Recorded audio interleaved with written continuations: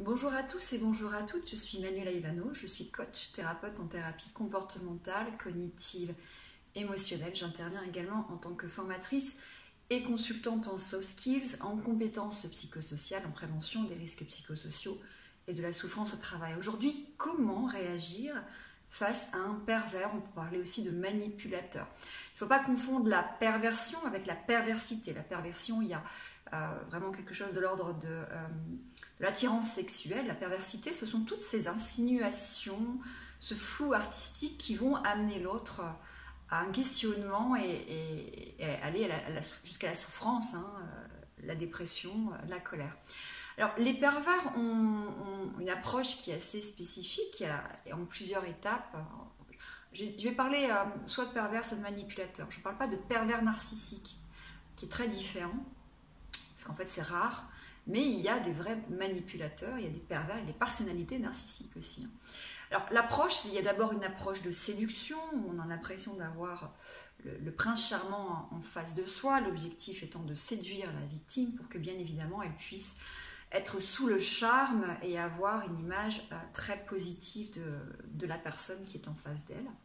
La deuxième étape, ça va être l'étape de destruction, de dévalorisation, où là, on va commencer à subir en fait des petites phrases, du flou artistique, des choses qui sont pas forcément claires en fait, de manière détournée, puisque le manipulateur n'est pas assertif, il va en fait amener la personne à faire ce qu'il ou elle a envie que l'autre fasse, mais sans le demander en fait. Ça va toujours être de manière détournée, de façon plutôt délétère aussi. Ce qui va amener la personne à se demander, mais enfin pourquoi il dit ça? Qu'est-ce qu'il veut dire? J'ai peut-être pas compris. Tiens, j'ai peut-être fait quelque chose, ou j'ai peut-être dit quelque chose. Où ils vont en venir? Donc il y a une première forme de questionnement. La troisième étape, c'est vraiment le questionnement sur mais qui est-il? Qui est-il?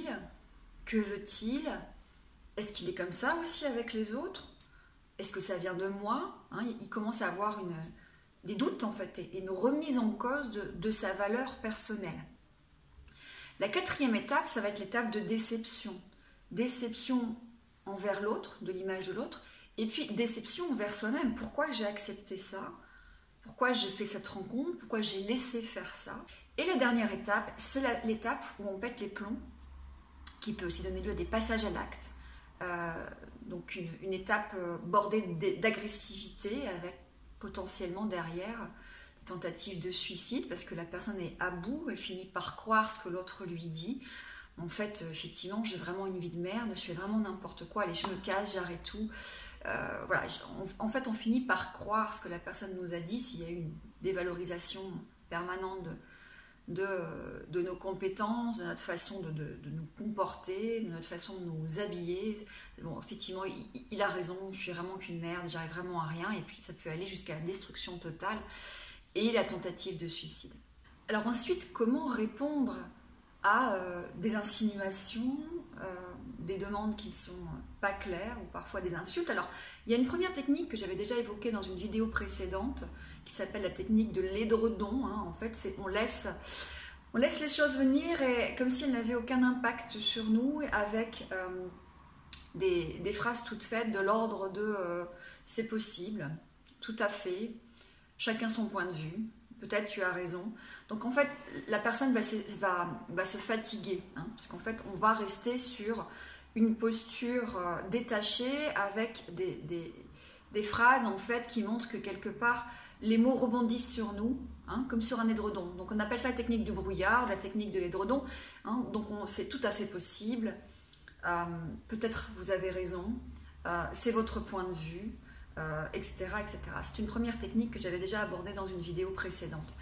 Une deuxième technique, alors c'est tout simplement de faire preuve d'assertivité. Donc je vous renvoie à mes vidéos sur l'assertivité depuis le départ, je suis désolée, mais je ne vais pas recommencer à chaque fois. Se montrer assertif en exprimant tout à fait ce que nous avons ressenti au niveau émotionnel, en l'occurrence ici peut-être de l'embarras, ou de la gêne, mais en utilisant le passé composé pour montrer que quelque part nous ne sommes pas touchés maintenant. nous avons été gênés par ce qui a été dit, mais nous ne sommes pas touchés. Donc par exemple, pour un conjoint qui, voilà, en fait, en début de relation, vous avez une personne qui vous dit « J'aurais aimé avoir une maman comme toi ». Ce que vous pouvez faire, c'est d'abord l'interrompre, d'accord ? Demander, vous faites une reformulation, excusez-moi de vous interrompre, donc, enfin, excuse-moi de t'interrompre. Donc ce que tu es en train de me dire, c'est que tu aurais aimé avoir une maman comme moi, c'est bien ça. Donc forcément là, on fait un questionnement, une reformulation à laquelle la personne va répondre. Eh bien, je dois vous dire que quand vous avez dit cela, ou je dois te dire que quand tu as dit cela, cela m'a gênée.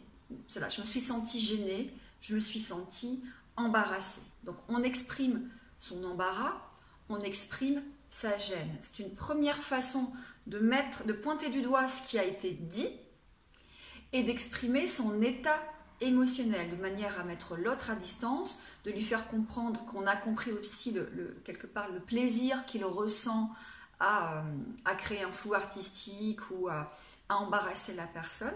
Parfois, cette petite remarque suffisante de l'interrompre, de faire une reformulation et de dire quand vous avez dit ça, ou quand tu as dit ça, j'ai ressenti, je me sens de la gêne, je me sens embarrassée. On ne se justifie pas, c'est le principe de l'assertivité, mais déjà cette petite phrase peut recadrer. Si toutefois ce n'est pas suffisant, que la personne continue sa technique de manipulation en vous disant comment ça, je vous ai embarrassé, je vous ai gêné, là on va utiliser la technique du disque rayé. On ne va pas rentrer dans le jeu. Le principe, c'est pas de dire oui, vous m'avez embarrassé, c'est non, non, non, ce n'est pas vous qui m'avez embarrassé, c'est ce que vous avez dit. Donc c'est aussi cette espèce de mise à distance, c'est bien le comportement, c'est bien les mots qui ont occasionné de la gêne, de l'embarras, en tout cas un état émotionnel chez moi, mais ce n'est pas vous. Donc la personne, c'est une forme aussi de recadrage de manière non violente pour remettre la personne à distance.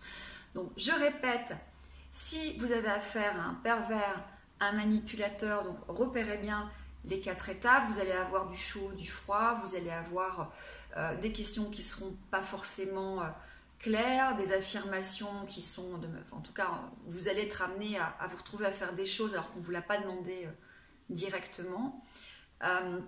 Vous allez donc accueillir cette remarque en prenant note, d'accord, en coupant la personne, en demandant effectivement de dire excusez-moi, j'aimerais vous interrompre. J'aimerais vous interrompre, excusez-moi. Donc là, vous venez de dire en fait que vous voulez que je sois votre maman, c'est ça, vous auriez aimé avoir une maman comme moi, c'est bien ce que vous voulez dire. Donc reformulation de ce qui a été dit, et ensuite on va faire preuve d'assertivité en exprimant son embarras. Eh bien, quand vous avez dit cela, j'ai ressenti de la gêne, je me suis sentie embarrassée. Première chose, si la personne continue en disant par exemple, je suis désolée si je vous ai embarrassé, ah non, c'est pas du tout vous qui m'avez embarrassé, c'est ce que vous avez dit, d'accord? Voilà la technique, plus celle de l'édredon dont j'avais déjà parlé auparavant. Prenez soin de vous, à très bientôt.